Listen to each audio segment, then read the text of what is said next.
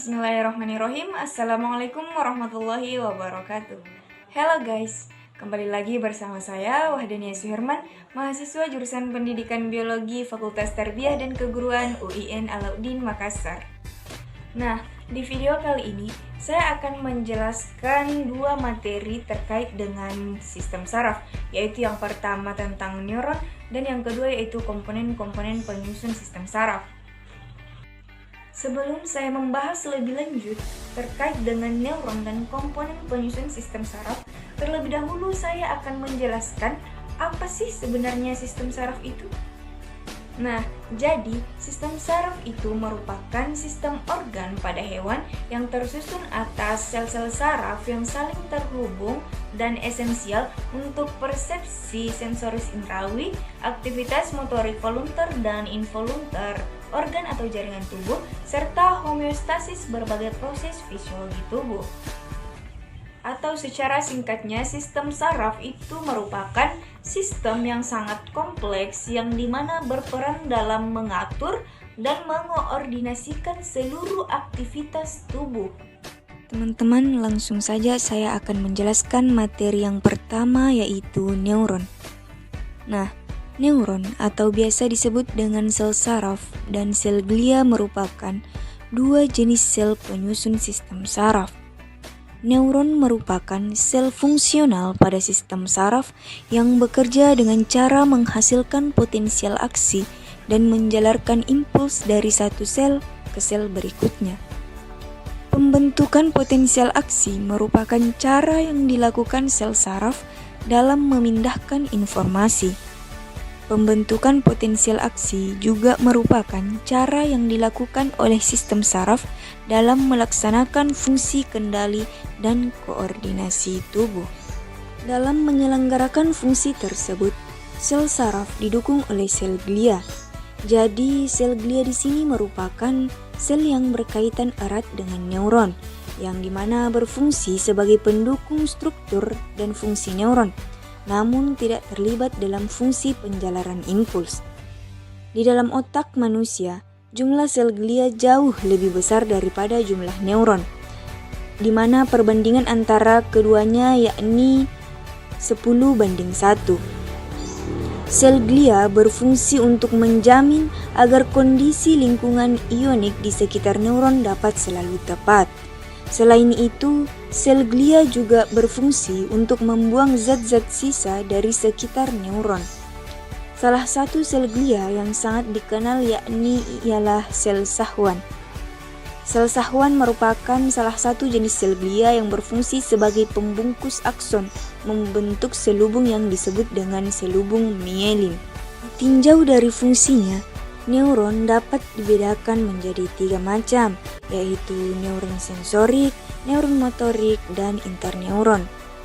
Neuron sensorik merupakan sel saraf yang berfungsi untuk membawa rangsang dari daerah tepi atau perifer tubuh ke pusat saraf atau otak dan sumsum tulang belakang. Neuron motorik merupakan sel saraf yang berfungsi membawa rangsang dari pusat saraf ke daerah tepi. Sedangkan interneuron atau neuron penghubung merupakan sel saraf yang terdapat di pusat saraf yang menjadi penghubung antara neuron sensorik dan neuron motorik. Ketiga jenis neuron tersebut tersusun secara khusus sehingga mampu menanggapi berbagai perubahan yang terjadi pada lingkungan hewan, baik lingkungan dalam maupun lingkungan luar tubuh. Tanggapan tubuh biasa disebut sebagai respon, sedangkan perubahan lingkungan, baik lingkungan dalam maupun lingkungan luar, yang menyebabkan timbulnya tanggapan dari tubuh biasa kita sebut sebagai rangsang atau stimulus. Nah, dalam hal ini dapat dikatakan bahwa proses timbulnya tanggapan tubuh terhadap perubahan lingkungan yang terjadi memperlihatkan adanya hubungan stimulus-respons sebagai bentuk hubungan fungsional antara neuron sensorik, motorik, dan neuron penghubung. Secara struktural, neuron membentuk hubungan dengan sel lain melalui sinaps. Susunan fungsional dari ketiga jenis neuron dapat teman-teman lihat pada gambar.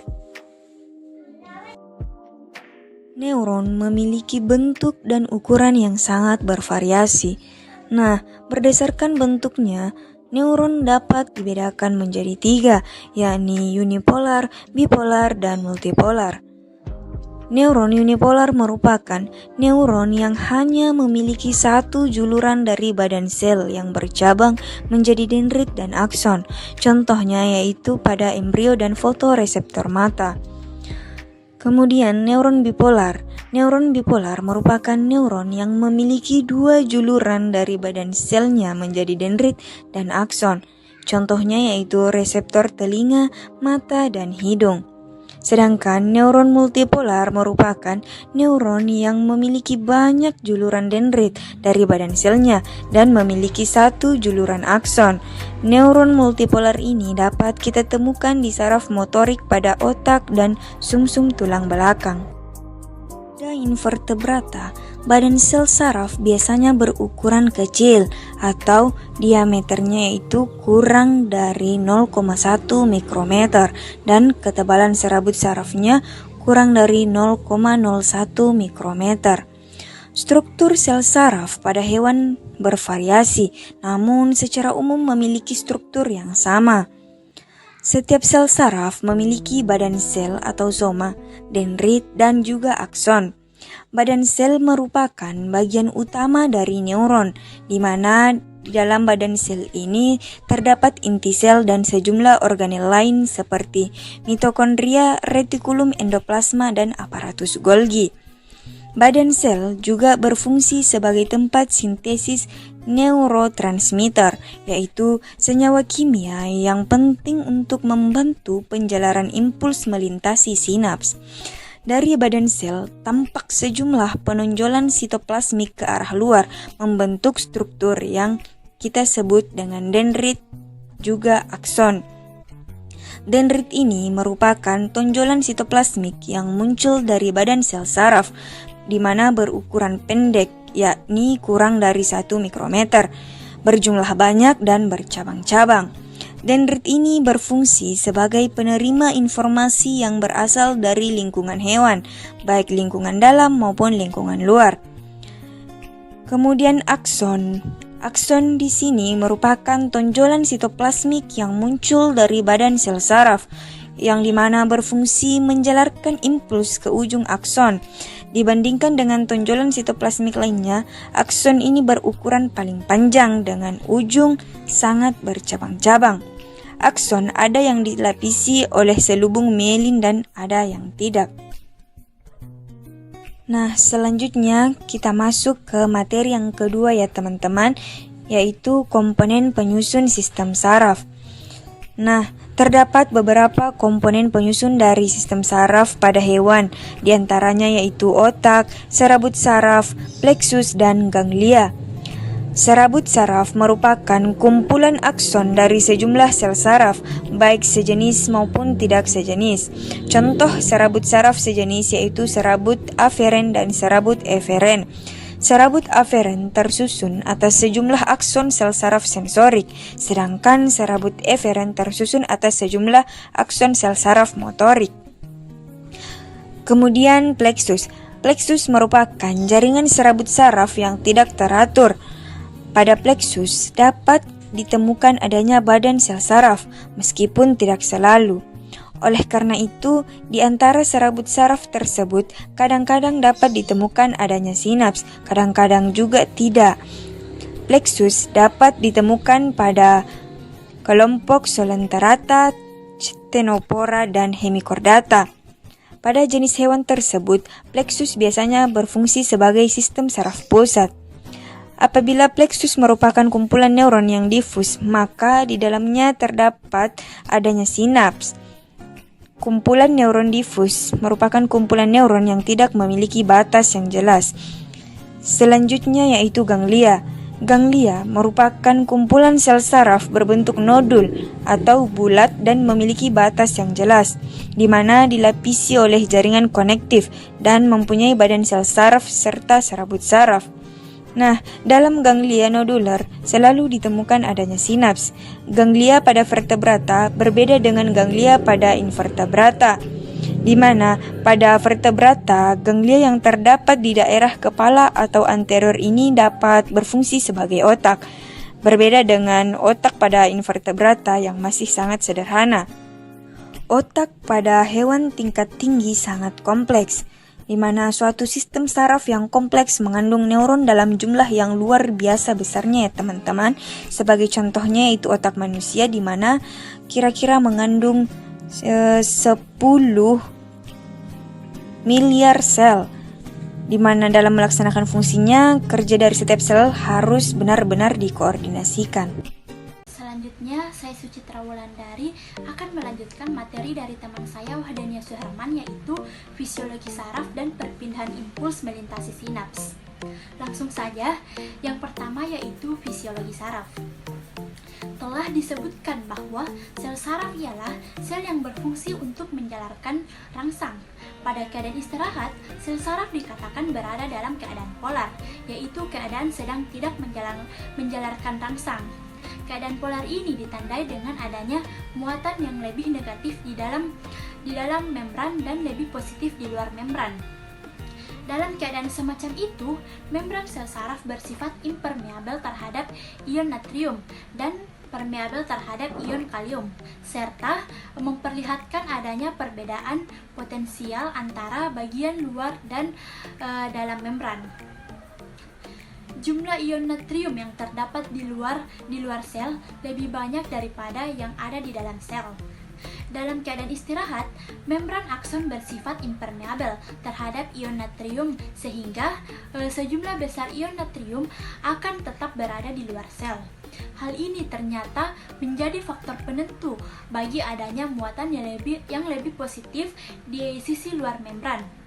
Muatan yang lebih negatif pada sisi sebelah dalam membran ternyata ditentukan oleh adanya sejumlah besar molekul organik bermuatan negatif dalam sitoplasma sel saraf.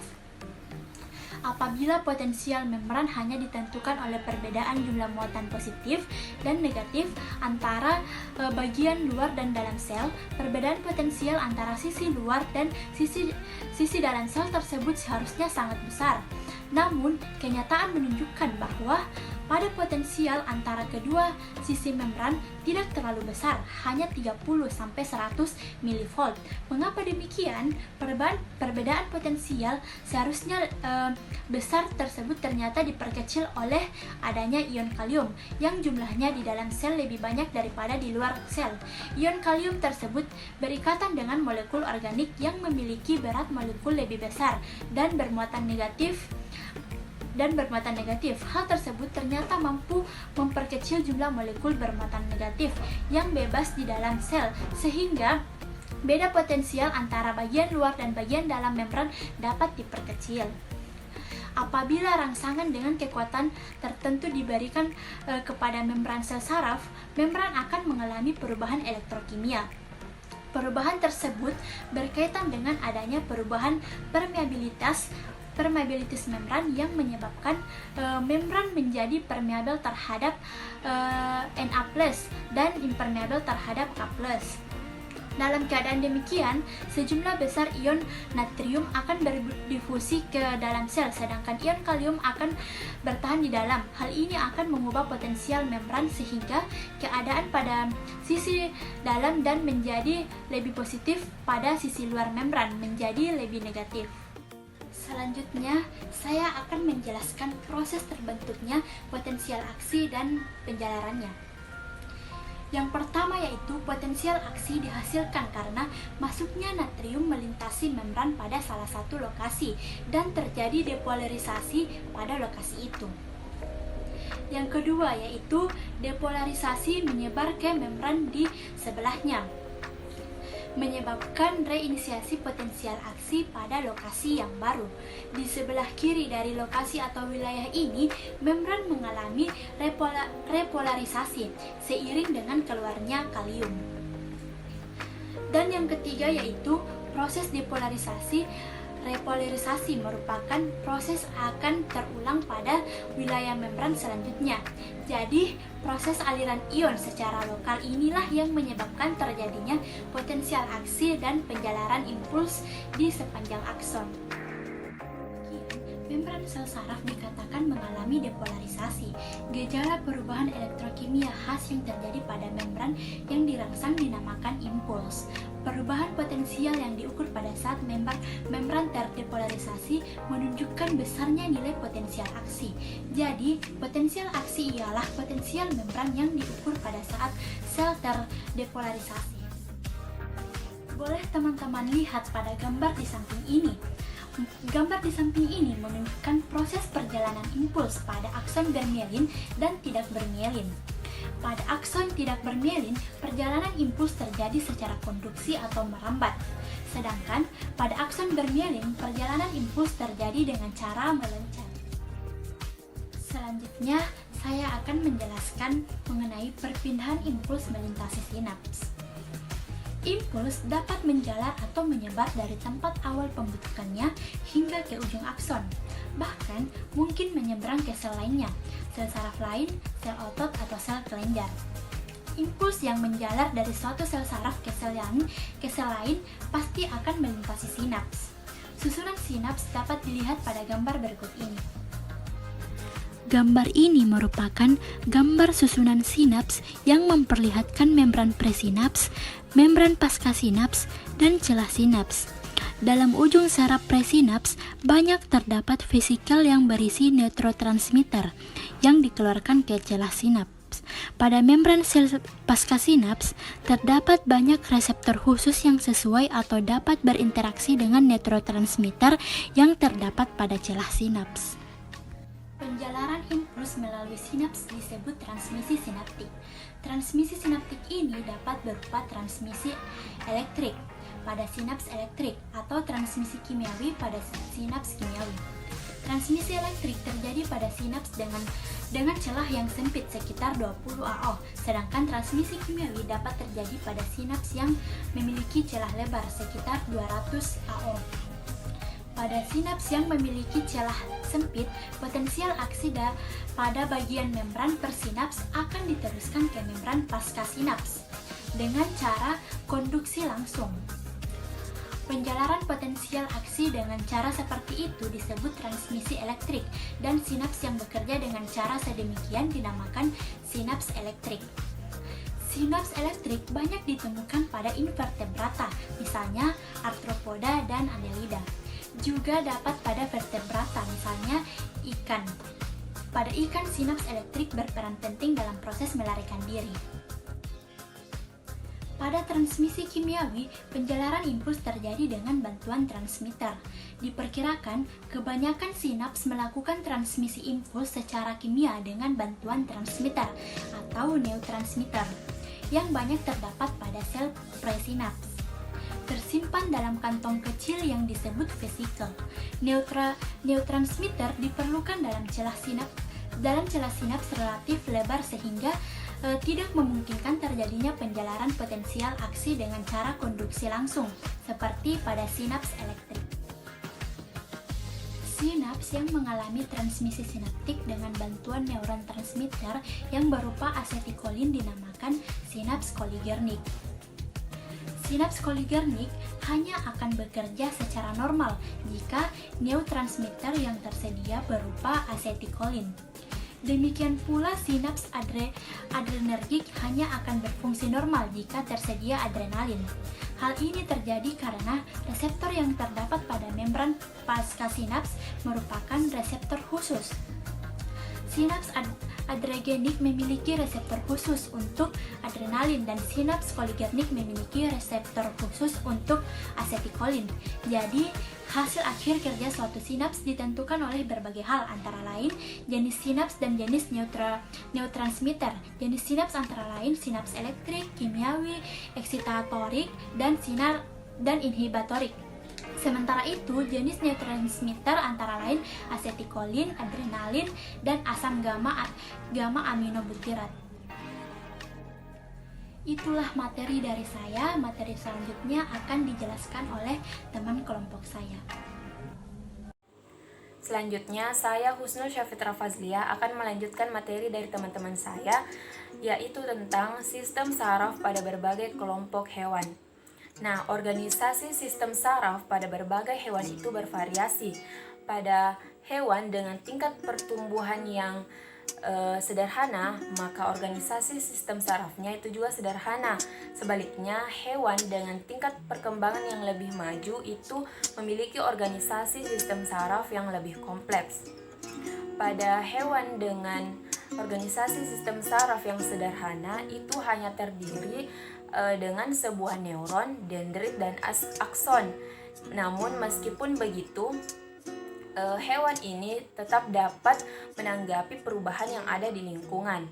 Selanjutnya, pada hewan dengan tingkat yang lebih kompleks itu memiliki akson yang tersusun dari sel-sel saraf yang berfungsi ganda, kemudian membentuk berkas saraf dan serabut saraf yang berfungsi untuk mengalirkan informasi pada pada jenis-jenis jalur spesifik. Hewan dengan tubuh memanjang dan bilateral simetri itu memiliki sistem saraf dengan spesialisasi yang lebih baik. Hewan semacam ini sudah menunjukkan adanya sefalisasi, yaitu kumpulan neuron sensoris dan interneuron yang terletak di bagian ujung anterior. Nah, contohnya itu pada nematoda, cacing dewasa Caenorhabditis elegans ini memiliki 302 neuron. Pada invertebrata yang kompleks, misalnya cacing bersegmen dan arthropoda, itu memiliki lebih banyak neuron. Karena hewan semacam ini sudah memiliki struktur otak yang rumit dan memiliki tali saraf ventral, di mana tali saraf ventral ini dilengkapi dengan ganglia berupa gugusan neuron pada setiap segmen tubuhnya. Baiklah, yang pertama adalah sistem saraf pada hewan unisel. Hewan unisel ini sangat kecil dan hanya dapat dilihat jika menggunakan mikroskop. Meskipun memiliki satu sel, hewan ini memiliki berbagai fungsi yang harus dijalankan, sehingga hewan unisel ini harus memiliki kemampuan untuk mengkoordinasikan semua aktivitasnya. Sebagai contoh yaitu paramecium dengan sejumlah besar silia yang menutupi permukaan tubuhnya. Silia ini digunakan untuk berbagai keperluan seperti memperoleh makanan, bergerak, dan lain-lain. Jika paramecium ingin bergerak, maka dia harus mengatur silianya untuk bergerak secara tepat pada tujuan yang ingin dicapai. Nah, dengan ini jelas bahwa silia ini digunakan paramecium untuk mengkoordinasikan semua aktivitasnya. Gerakan seluruh silia ini diatur oleh sebuah silia yang bekerja sebagai silia pemacu atau pacemaker, di mana jika silia pemacu ini bergerak dengan getaran yang cepat, maka seluruh silia yang lain itu mengikuti getaran yang cepat. Nah, dengan demikian maka silia pemacu yang bergerak ke arah tertentu, maka seluruh silia yang lain juga akan mengikuti ke arah yang ditunjukkan oleh silia pemacu. Yang kedua adalah jala saraf. Susunan organisasi saraf yang menyerupai jala ini merupakan sistem saraf yang paling sederhana. Contohnya adalah pada karang dan ubur-ubur. Hewan seperti ubur-ubur, sistem sarafnya yang di bagian atas itu berfungsi untuk mengordinasikan gerakan, sedangkan sistem sarafnya yang di bagian tentakel itu berfungsi sebagai reseptor sensoris. Yang ketiga adalah tali saraf dan sefalisasi. Tali saraf adalah susunan sistem saraf yang terdiri atas traktus dan kumpulan serabut saraf. Adapun jaringan saraf pada daerah kepala yang mengalami perkembangan, inilah yang disebut dengan sefalisasi. Tali saraf dan sefalisasi ini biasanya ditemukan pada hewan yang memiliki tubuh simetri bilateral, misalnya pada cacing pipi. Nah, seiring dengan perkembangan hewan, maka sefalisasinya pun akan berkembang lebih maju, misalnya hewan itu akan memiliki otak. Pada Annelida, itu sistem sarafnya ditemukan berupa otak dan tali saraf. Sedangkan pada arthropoda, misalnya belalang, otaknya itu memiliki tingkat kerumitan yang lebih tinggi dan memiliki 3 lobus. Sedangkan pada insekta itu ada ganglion di bagian dada atau ganglion toraks, itu dikendalikan untuk sayap dan kakinya. Baiklah, kita akan beralih kepada sistem saraf vertebrata. Nah, hewan vertebrata atau tingkat tinggi ini memiliki dua bagian sistem saraf, yaitu sistem saraf pusat atau SSP dan sistem saraf tepi atau SST. SSP itu terbagi lagi atas dua, yakni otak dan sumsum tulang belakang atau medula spinalis, sedangkan SST terdiri atas sistem saraf sensorik dan motorik. Nah, SSP vertebrata ini terkoordinasi dengan baik, di mana otak itu berfungsi untuk mengendalikan segala aktivitas dan medula spinalis atau sumsum tulang belakang berfungsi untuk menghantarkan informasi ke dan dari otak atau sebagai pusat refleks. Berikut adalah organisasi sistem saraf pada hewan vertebrata. Nah, sistem saraf tepi ini berfungsi untuk menghantarkan informasi di wilayah tepi ke dalam SSP. Informasi sensoris yang mencapai SSP itu melewati proses di sepanjang jalan SST yang disebut dengan saraf aferen. Setelah informasi diproses dalam SSP, maka akan ada timbul perintah atau instruksi yang akan dijalankan di sepanjang serabut saraf aferen menuju organ efektor, misalnya kelenjar dan otot. Secara struktural, sistem saraf tepi vertebrata itu terdiri atas saraf kranial, pasangan saraf spinal, dan ganglia yang terkait. Saraf kranial itu membentang dari otak atau menghubungkan otak dengan organ bagian kepala atas. Sedangkan saraf spinal itu membentang di sumsum tulang belakang atau bagian tubuh bawah kepala. Sebagian besar saraf kranial dan semua saraf spinal itu mengandung neuron aferen maupun eferen. Misalnya saraf olfaktorius pada hidung dan otak, di mana saraf ini difungsikan untuk menghantarkan informasi sensoris ke pusat olfaktorius pada proses penciuman. Saraf eferen SST terdiri atas dua komponen fungsional, yaitu sistem saraf motorik dan sistem saraf otonom. Sistem saraf motorik ini terdiri atas neuron-neuron yang berfungsi untuk membawa sinyal ke otot rangka yang dianggap sebagai sistem saraf sadar karena berfungsi mengatur aktivitas yang disadari. Sedangkan sistem saraf otonom itu mengatur kondisi lingkungan internal, di mana kontrol ini umumnya secara tidak sadar. Dan sistem saraf otonom terdiri atas 3 divisi, yaitu sistem saraf simpatik, parasimpatik, dan enterik. Divisi simpatik dan parasimpatik pada umumnya itu mengendalikan fungsi organ secara antagonis. Sebagai contoh, pada divisi parasimpatik itu mengkonstriksi pupil mata, memperlambat denyut jantung, dan lain-lain. Selanjutnya di divisi simpatik itu dilatasi pupil mata, mempercepat denyut jantung, dan lain sebagainya. Adapun fungsi keseluruhannya dapat dilihat pada bagan berikut ini.